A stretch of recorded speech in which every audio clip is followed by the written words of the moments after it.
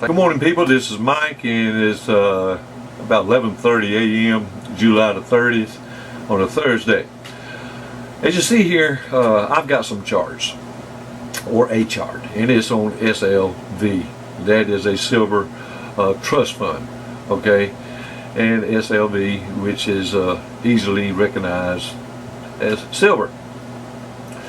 Now, first off, I'd like to say that I'm going to try to be very cautious in what I tell you, because this can actually be very confusing, and I have elected in my past to not do this simply because of confusion, and I don't want to ever be held liable for anything. And I'm going to tell you now that in this video I'm not going to be held liable for any of your investments, whether it be on paper or physical. But I'd like to put this out there, and I have debated this with my own self over and over and over and over. Is it time to do this for people? And I've come to the conclusion that there are a lot of people out there that will be able to understand this if they don't already, and if they're not familiar with the SLV ETFs. Now, this is only paper, people. This is only paper. All these, the shares that you see up here traded, and these buying prices and selling prices, it's all paper. I'm going to give you a quick example of this fund. Okay, this is nothing. This is nothing short of taking the title of your automobile and duplicating your title multiple times, 5, 10, 15, 20, or even 100 times, or way beyond. The title is only representing silver. Okay, I mean your automobile. So in fact, you could take your automobile and it'd be in physical, but you only have one, and you can sell 100 titles to that automobile, and they understand that they're not going to be taking possession of a physical. And these people here buying silver shares know that that this fund does not deliver physical silver. It is not backed up by physical silver. It's just paper. So the people that's buying your automobile, in fact, understand the fact that they are not going to be taking possession.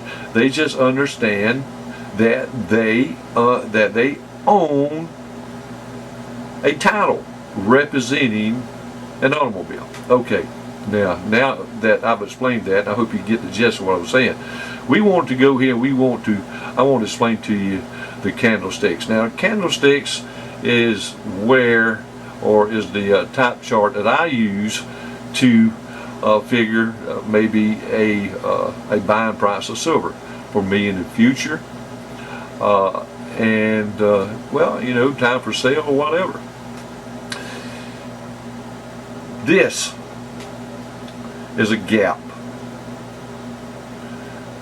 and I'm not going to try to explain why there's a gap there, because I don't understand everything about the candlesticks, and I am here to admit that. But I understand enough about the candlesticks to tell me when it's a good time to buy and a good time to sell, or just information on where I see the price of silver headed. At this gap here, in the future, the price of silver has to cover this gap, and this gap is resting in between $14.20 and $14.60. So I in fact know, according to historical prices, that the price of silver is going to cover this gap, and since then it has not. It is still below the gap of 1420 up to 1460. Now, following the gap, we come down here and we find another gap. That's fine. It has to cover that gap, even though it's below this one. You may find gaps below this, and I mean, it's common. This gap was covered here on the 28th of June.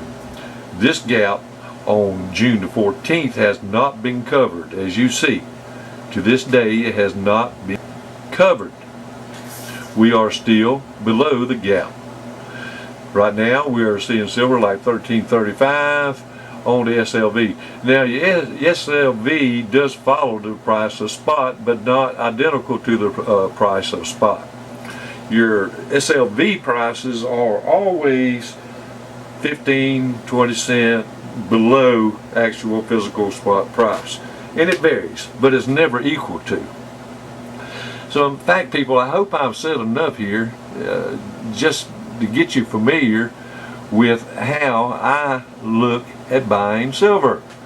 Now you say, well, you've told people in the past just go ahead and buy it. Well, of course I do, because anything you get silver at, I don't care if it's $15.50, I don't care if it's $12.97, anything you getting today is a good price. And you'll see in the future, because the silver bubble is coming. So don't worry, you newbies, if you bought silver at $14.50, whatever, because you are still placing your money in an asset that's going to benefit you. Now, you guys that are able to understand this is here for you, and I've decided I would put it out there to help those that understand this to refine their strategies in buying silver. If you find yourself wanting to wait for this gap, please discipline yourself enough to put that money back. Even people like me at older ages still need to discipline themselves. All people do.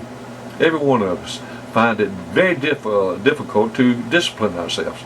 So in fact, if you feel good enough about disciplining yourself enough, then you may buy on the dip. You may want to buy on the dip or sell. You might want to buy on the gap or sell on the gap. It doesn't really matter. You'll become to understand this. Now, I in fact know that if I bought silver today at 13, according to the SLV, at 1335, that I am actually looking to gain according to the gap here. So if I'm buying today, I am confident enough in the candlestick charts to recognize that I am actually buying silver at a good price, and I could actually look forward to the price of silver gaining at least to $14.60 or above. Y'all have a wonderful day, and God bless.